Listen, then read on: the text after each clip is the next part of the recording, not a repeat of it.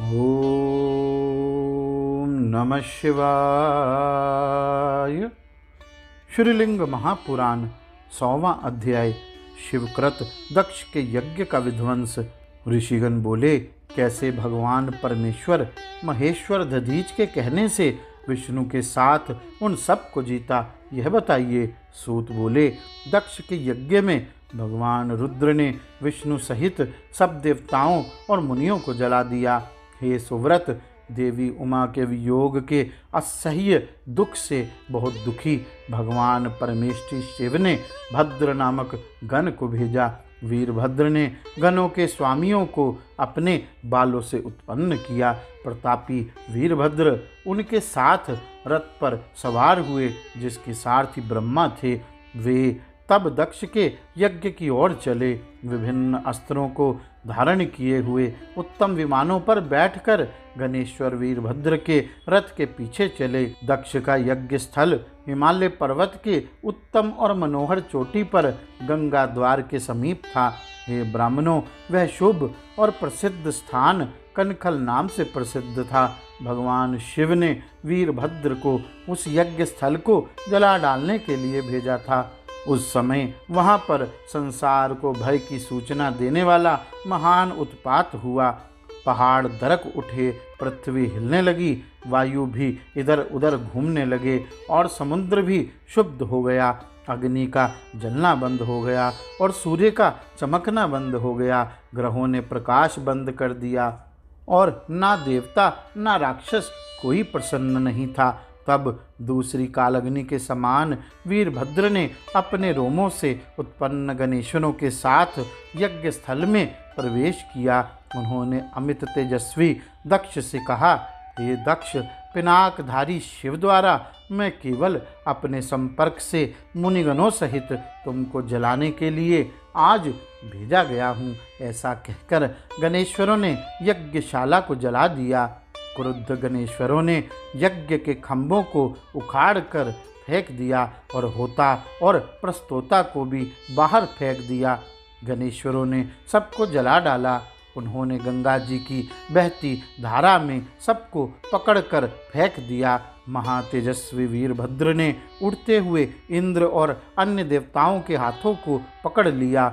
उन्होंने अनायास ही अपने नाखूनों से भग की आँखों को उखाड़ लिया। उन्होंने अपनी मुट्ठी से पुषा के दांतों को तोड़ दिया। उन्होंने अपने पैर के अंगूठे से सोम को ठोकर मार दी। उसने इंद्र के सिर को काट दिया। अग्नि के हाथों को काटने के बाद और सहज भाव से उनकी जीभ को उखाड़ने के बाद अपने पैर से उनके सिर पर ठोकर मार दी। वीरभद्र ने यम के दंड को काट दिया। उन्होंने त्रिशूल से महाबली दिक्पाल ईशान को मारा। इस प्रकार उन्होंने बिना किसी कठिनाई के 33 देवताओं को मार डाला। उन्होंने अनायास 3333 देवताओं के 3 प्रमुख देवताओं के साथ वध कर दिया।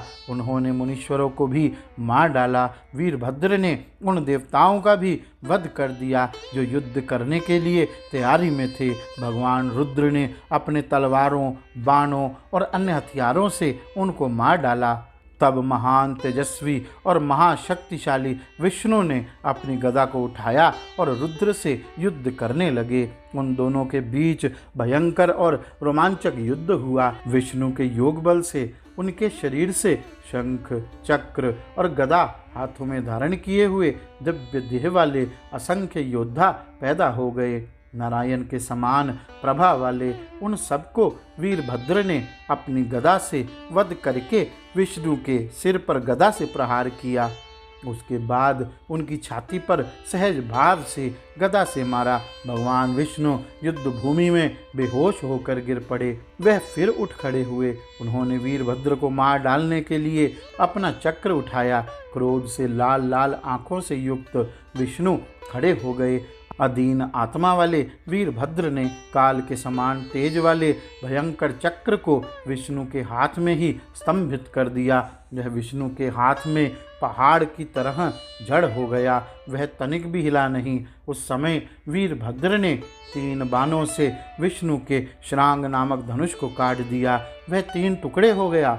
उसके बाद धनुष के सिरे के अर्थात कोटि के अग्रभाग से वीरभद्र ने विष्णु के सिर को काट डाला।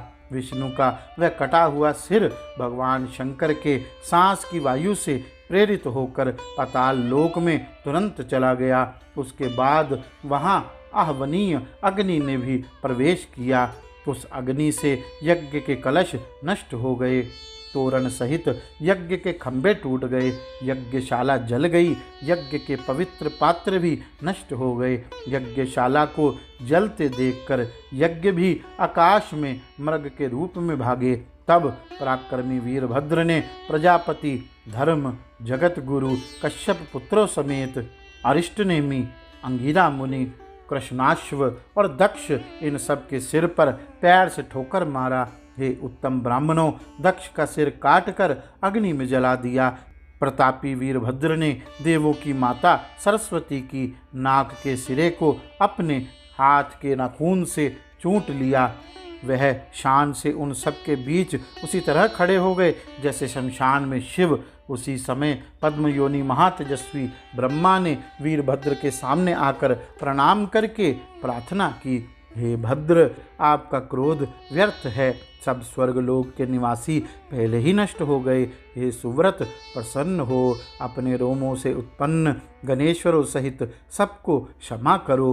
ब्रह्मा के प्रभाव से वीरभद्र धीरे धीरे शांत हो गए। उनकी आज्ञा से अपने गणों के साथ सब लोकों के स्वामी अंतरिक्ष में ब्रह्मा द्वारा प्रार्थना किए जाने पर भगवान वृषभध्वज शिव से मारे गए सबको पूर्ववत शरीर देकर जिंदा कर दिया। उन्होंने इंद्र को, विष्णु को, दक्ष को और अन्य मुनिंद्रों तथा अन्य को उनका सिर वापस दे दिया तथा देव माता सरस्वती को उनकी नाक का अग्रभाग भी वापस दे दिया। जो नष्ट हो गए थे उनको भी उनका जीवन वापस दे दिया। उन्होंने उन सबको विविध वरदान दिया। दक्ष, जिनका मुख ध्वस्त हो गया था, उनको अपनी लीला से दूसरे सुंदर मुख के साथ वैसा ही सिर बना दिया। दक्ष ने होश में आकर उठकर हाथ जोड़कर दिवेश वृषभध्वज शंकर की स्तुति की। उनके द्वारा स्तुति करने पर महातेजस्वी शिव ने दक्ष को विविध वरदान दिया। उत्तम कर्मों के कर्ता दक्ष को गणाधिप पद प्रदान किया। सब देवताओं ने वृषभध्वज शंकर की स्तुति की। नारायण श्री विष्णु ने हाथ जोड़कर स्तुति की। ब्रह्मा और सब मुनियों ने वृषभध्वज, नीलकंठ, देवों के देवेश, ब्रह्मा के सृष्टा शिव जी की स्तुति की। उन सब देवताओं को आशीर्वाद देकर शिव जी वहीं अंतर्ध्यान हो गए। गौरी शंकर भगवान की जय। ओम नमः शिवाय।